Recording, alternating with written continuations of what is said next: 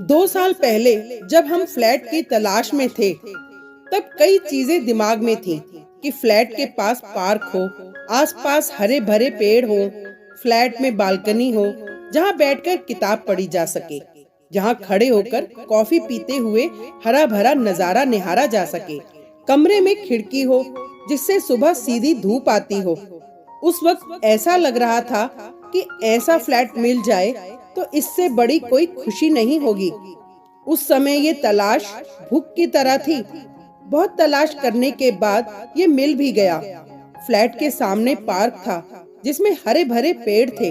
100 metre की दूरी पर एक और पार्क था जिसमें ओपन जिम है। फ्लैट में बढ़िया सी बालकनी है। कमरे में खिड़की है जिसमें सुबह सीधी धूप आती है। मतलब जो चाहा था वो सब था। फिर हम उसी नौकरी में व्यस्त हो गए। 10 बजे पहुंचने के लिए 8 बजे घर से निकलना और 8 बजे निकलने के लिए 6 बजे उठना। शाम को 7 बजे ऑफिस से निकलना, 9 बजे तक थक हार कर घर पहुंचना, फिर खाना और सो जाना। बीच में कभी छुट्टी हो तो घरेलू काम या गांव चले जाना।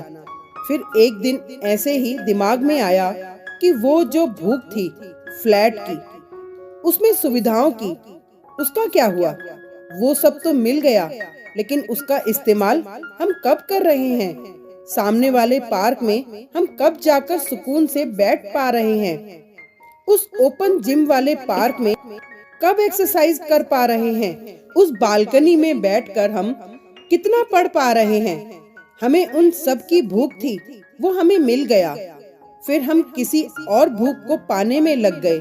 दरअसल तब वो सब कुछ इतनी तेजी से चल रहा था कि सुकून से बैठने की फुर्सत नहीं थी। जिंदगी में भागदौड़ मची रहती थी। शरीर भी बोलने लगा था। कभी सीने में दर्द, कभी कुछ। पढ़ना और लिखना जिसमें सबसे ज्यादा खुशी मिलती थी, वो भी नहीं हो पा रहा था। सड़क पर मजदूरों को देखते तो लगता था कि हम यही तो हैं। सुबह काम पर निकलना, शाम को थक हार कर लौटना, खाना और सो जाना।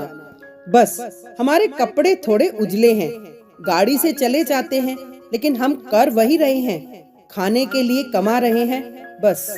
लेकिन क्या हम इस नई नई चीजों से भरी खूबसूरत दुनिया में सिर्फ यही करने आए हैं? पढ़ाई करो, नौकरी के लिए नौकरी करो, फ्लैट के लिए और जिम्मेदारियों के बीच बूढ़े हो जाओ। ये सब सोचकर बहुत कठिन फैसला लिया, जिसके लिए ये फिजूल के नियम कायदों से बना समाज कभी माफ नहीं करेगा। और वो ये कि दफ्तर वाली नौकरी नहीं करनी है, जरूरतें थोड़ी कम करनी है और घर से ही थोड़ा काम करना है, खुद को वक्त देना है। अब दिनचर्या ये है कि सुबह उठते हैं, सामने वाले पार्क में जाते हैं, सुकून से बैठते हैं, शाम को बालकनी में किताबें भी पढ़ी जाती हैं। अब जिंदगी स्लो हो गई है, हर काम में रस है, स्वाद है। अब किताबें पढ़ने का खूब वक्त है, सुबह धूप में बैठने का भी वक्त है, मन की बातें लिखने का भी वक्त है। जो लिखनी इसलिए पड़ती हैं क्योंकि सुनने वाले व्यस्त हैं। उसी कमाने खाने वाली जिंदगी में सुविधाओं को जमा करने की दौड़ में। Thank you.